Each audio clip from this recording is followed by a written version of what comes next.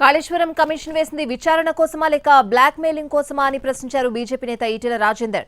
కొందరు చిల్లరగాళ్లు అడ్డదిడ్డంగా మాట్లాడుతున్నారని వాటిపై స్పందించాల్సిన అవసరం తనకు లేదన్నారు. నోటీస్ అందిన తర్వాత తమ పార్టీ అధినాయకత్వంతో చర్చించాక ఈ అంశంపై స్పందిస్తానన్నారు ఈటెల. నిజంగా కమిషన్ వేసింది ప్రజల ఇంట్రెస్ట్ కోసమా బ్లాక్ మెయిలింగ్ కోసమా అని చెప్పి మేము చాలాసార్లు డిమాండ్ చేసినాం. నీకు విచారణ చేసే దమ్ము లేకపోతే సిబిసిఐడికి ఏమని కూడా చెప్పినాం, మేము సిబిఐకి ఏమని చెప్పినాం. కాబట్టి ఇవాళ దీని మీద కొంతమంది ఎట్లా పడితే అట్లే మాట్లాడుతున్నారు. అట్లాంటి చిల్లరగాళ్లకు సమాధానం చెప్పాల్సి అక్కర్లేదు. కానీ 100% నోటీస్ అందుకున్న తర్వాత మా పార్టీతో చర్చించిన తర్వాత మా పార్టీ లైన్ ఇంతకుముందు నిజంగా కాళేశ్వరం ప్రాజెక్టుకు నిధులు విడుదల చేసినందుకు తనకు నోటీసులు ఇస్తున్నట్లు తెలిసిందని అన్నారు ఈటెల. ఆర్థిక మంత్రిగా అన్ని శాఖలకు తానే నిధులు విడుదల చేశానన్నారు. తాను ఆర్థిక మంత్రిగా ఉన్నప్పుడు ఫైనాన్స్ సెక్రటరీగా రామకృష్ణారావు ఉన్నారన్నారు.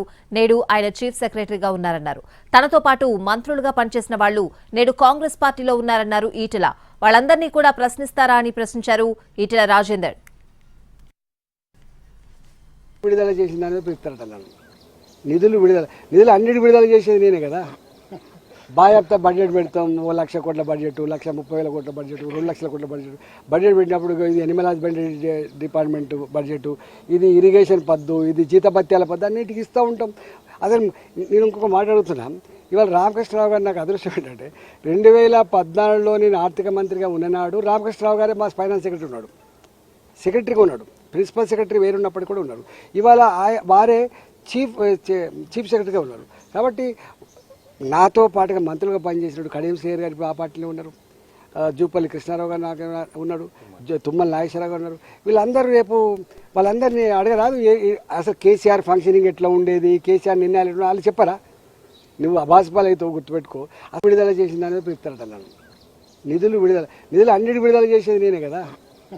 బాగా బడ్జెట్ పెడతాం, 1 లక్ష కోట్ల బడ్జెట్, 1,30,000 కోట్ల బడ్జెట్, 2 లక్షల కోట్ల బడ్జెట్ పెట్టినప్పుడు ఇది అనిమల్ హస్బెండరీ డిపార్ట్మెంట్ బడ్జెట్, ఇది ఇరిగేషన్ పద్దు, ఇది జీతభత్యాల పద్దు అన్నిటికీ ఇస్తూ ఉంటాం.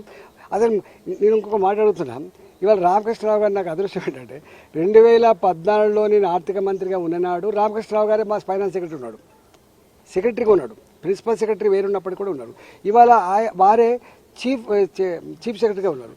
కాబట్టి నాతో పాటుగా మంత్రులుగా పనిచేసినాడు కడియం శ్రీహరి గారి ఆ పార్టీలో ఉన్నారు, జూపల్లి కృష్ణారావు గారు నాకు ఉన్నాడు, తుమ్మల నాగేశ్వరరావు గారు ఉన్నారు. వీళ్ళందరూ రేపు వాళ్ళందరినీ అడగరాదు అసలు కేసీఆర్ ఫంక్షనింగ్ ఎట్లా ఉండేది, కేసీఆర్ నిర్ణయాలు ఎట్లా వాళ్ళు చెప్పరా? నువ్వు